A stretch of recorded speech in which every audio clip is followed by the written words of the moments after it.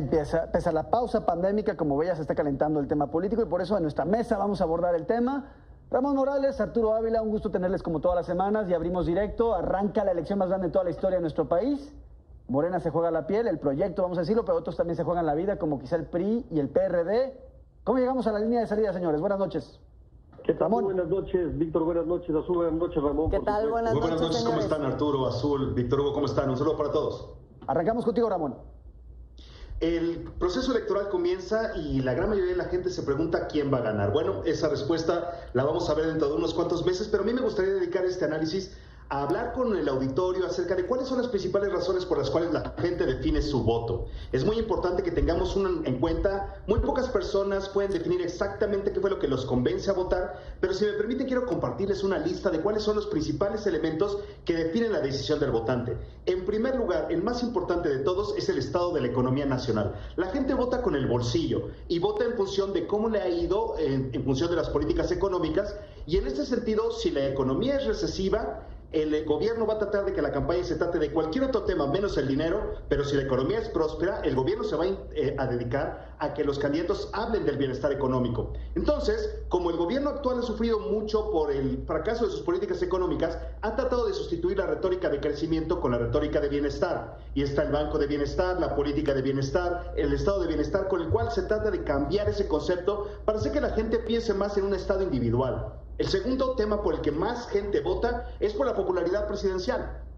¿Cómo me cae el presidente? En este sentido, los estudios de popularidad que se van publicando periódicamente van definiendo cómo es la aprobación del trabajo presidencial, y la gente en función de esa aprobación presidencial también define su voto. Uno de los factores más interesantes que vemos en la 4T es que se está utilizando la popularidad de los presidentes del pasado para generar campaña. Nosotros actualmente vemos un proceso de colecta de firmas que psicológicamente también es campaña. Estas firmas que se están buscando para enjuiciar al presidente tienen un valor propagandístico muy intenso, sobre todo porque los cuadros de los partidos que promueven estas firmas están generando discurso con la población, pues para generar una preferencia electoral. Después, naturalmente, es el partido. El tercer elemento que más votos define es la militancia partidaria, y ahí implica la simpatía, la pertenencia de familiares, la pertenencia de amigos, las alianzas que hacen los partidos y sobre todo el éxito o el fracaso de las promesas de los partidos políticos. El cuarto elemento es un tema. Hay un tema, de pronto hay campañas que son definidas por un tema. En el caso de Estados Unidos, en el año 2016, fue la migración ilegal. Donald Trump logró que el tema de la campaña fuera la migración. En este caso, estamos viendo que es el COVID, el manejo de la pandemia, lo que está definiendo lo que la gente prefiere en caso de Joe Biden y Donald Trump. Lo mismo podría llegar a suceder en México. En quinto lugar están las encuestas, y en sexto lugar están todas las cosas que nos convencen de un candidato. Primero, ¿qué nos ha dado o qué le debemos? Segundo, características de atractivo sexual o atractivo oratorio o trato personal. Quinto, las promesas que te hace el candidato propiamente, las cosas que te promete a ti en concreto. Después, el arraigo popular, como ese candidato es aceptado. Y después está la promesa de hacer abundante lo que es escaso. Es decir, cuando falta empleo, el presidente del empleo.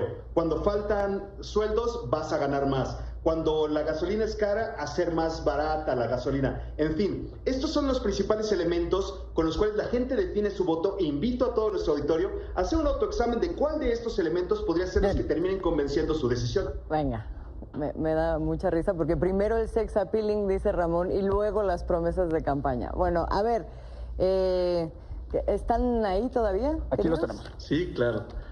Bueno, Azul, muy buenas noches. a ver, sí, a ver, preguntarte.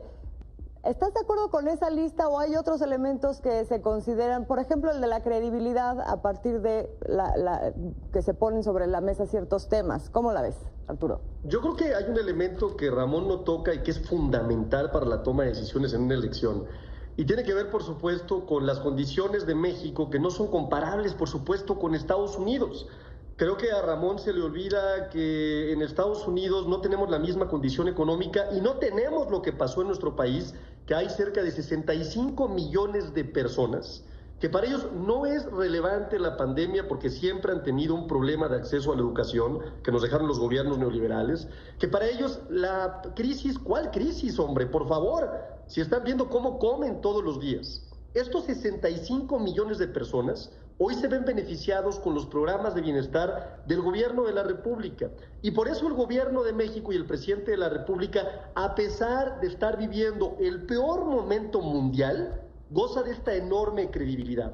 Por eso yo creo que la realidad es que Morena, Azul, Víctor, va a arrasar en las elecciones. No tengo la menor duda, las encuestas lo confirman. Ese es tu pronóstico, de las 15 Arturo. gobernaturas, no tengo duda que se van a ganar 13. Y 2 que están peleadas, como Querétaro, por ejemplo, o como Nuevo León, pues metiendo a Santiago Nieto, que tiene un historial perfectamente limpio en su lucha contra todo este tipo de actos de corrupción, choca con el gran escándalo del hoy gobernador de Querétaro. Y en el caso de Nuevo León, pues tenemos a Tatiana Cloutier, o bien algún otro candidato o candidata que por ahí se escucha, que pondría las cosas muy complicadas. Yo le veo carro completo para Morena, porque la gente, querido Ramón, no repase esa lista. La gente piensa muy distinto, piensa con el corazón y ya está harta del México que nos dejaron.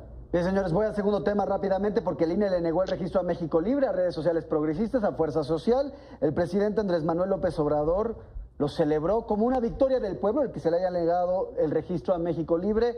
¿Cómo leen ustedes la decisión del instituto y cómo leen el comentario sarcástico, por supuesto, del presidente López Obrador? Ramón, por favor. Bueno, en los partidos hay...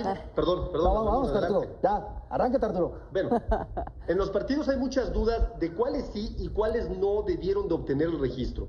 Sin duda es una gran noticia que no vaya el partido del cártel de Calderón. Perdón, creo que se llama México Libre. El partido de Calderón recibió 8.18% de recursos que no saben de dónde vienen. El expresidente argumenta que son aportaciones que vienen por la aplicación del clip, pero falta comprobarse. Como lo dijo el presidente Andrés Manuel López Obrador, qué bueno que el INE tomó esa decisión, y más cuando se ha revelado que el que fuera su secretario de Seguridad Pública, Genaro García Luna, enfrenta un proceso en Estados Unidos. Fíjate, se le acusa simple y sencillamente de haber trabajado para la delincuencia organizada. Qué bueno que se evitó que Felipe Calderón obtuviera fuero a través de una posible diputación federal, y no solo por la detención de García Luna, sino también por las declaraciones de Lozoya y sus posibles implicaciones en los casos de Overdrecht. El problema es que con los criterios ambiguos del INE se permite la posibilidad de impugnar los procedimientos, y eso hace que se vicie el proceso y que le puedan dar el registro. Por eso insisto en la necesidad de que si hay irregularidades se notifiquen al momento, ya que esto podría permitirle que se vicie el proceso y que el Tribunal Electoral acabe dando el registro para estos partidos. Por eso esperemos que el tribunal tome una decisión basada estrictamente en el sentido jurídico, y por supuesto lo que también sorprende mucho es que Felipe Calderón, que antes defendía al instituto y decía que iba a defender la democracia, pues bastó esta decisión en su contra para cambiar su discurso y atacar hoy al instituto y a los consejeros. Muy bien. La congruencia del expresidente yo creo que es nula. Ramón, para terminar, tu lectura. Yo creo que es muy importante que México Libre aprenda de la experiencia de otros partidos. Me he dado cuenta de que son muy exitosas las aportaciones en bolsas de papel para pan, sobre todo en restaurantes.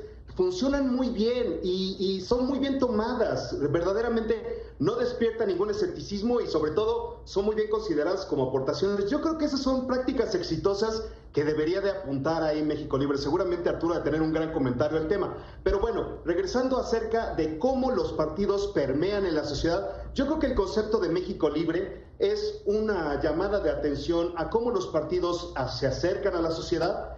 Es muy importante que nosotros hagamos caso a nuestra experiencia histórica y empezar a buscar en los proyectos de los candidatos y cómo lo van a hacer. Ya no debe ser suficiente prometer que creceremos al 6%. Ya no debe ser suficiente fórmulas mágicas para traer el crecimiento. Actualmente vivimos en un estancamiento económico muy importante y una de las principales preguntas que deberíamos hacer es, el presidente López Obrador decía, vamos a combatir la corrupción y combatiendo la corrupción habrá crecimiento económico. No hay crecimiento. Entonces, ¿quién estaba mal?